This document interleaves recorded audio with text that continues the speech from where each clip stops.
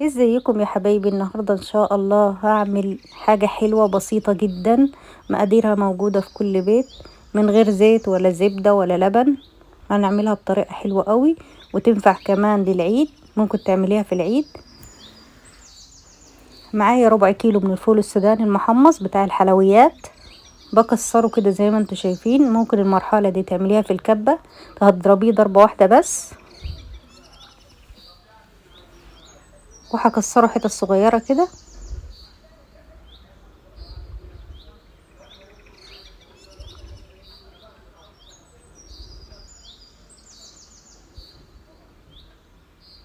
وبعد كده في طبق هنزل ببيضة واحدة، مفهوش مقادير اصلا بس طعمه روعة. هنزل بنص كوباية من السكر،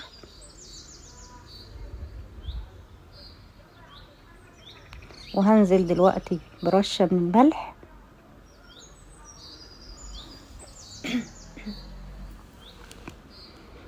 وبعد كده هضرب الخليط.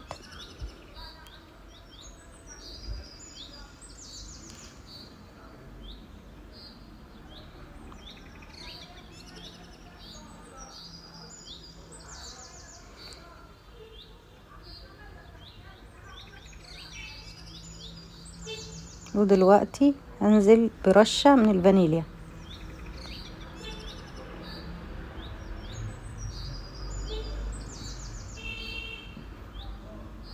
بعد كده هضرب الخليط كويس قوي قوي لحد ما يبيض، شكله يبيض كده معاكي ويبقى كريمي كده شكله، هتشوفيه دلوقتي.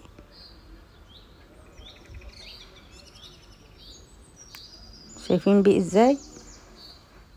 وبعد كده هنزل بمعلقتين كبار من الكاكاو الخام. مقاديره سهلة جدا جدا بس طعمه حكاية. معلقتين كبار من اللبن البودرة. كده مقاديره خلصت خلاص.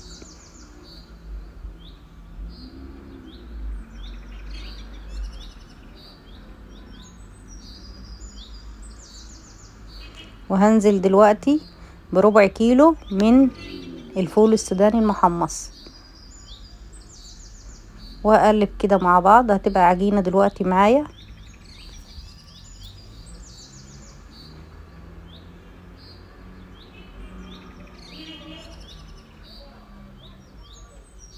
مقادير سهلة جدا.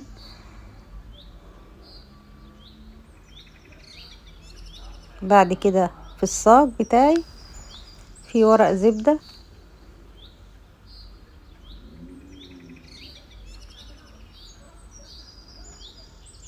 انا خدت كده الربع كيلو كله من الفول السوداني.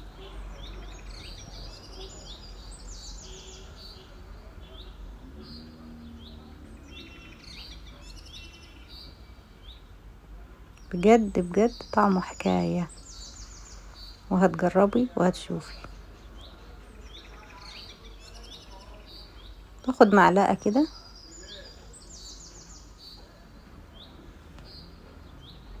وهتظبطيه كده بالمعلقة برضو، سهل جدا ما تخافيش. وهحطه في فرن يعني حرارة 160، بياخد 10 دقايق.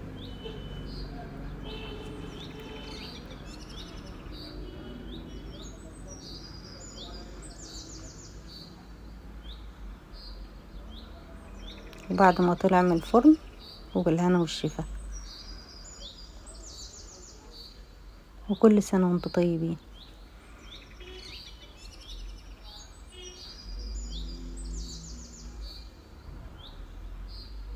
شايفين الجمال؟ حلو قوي.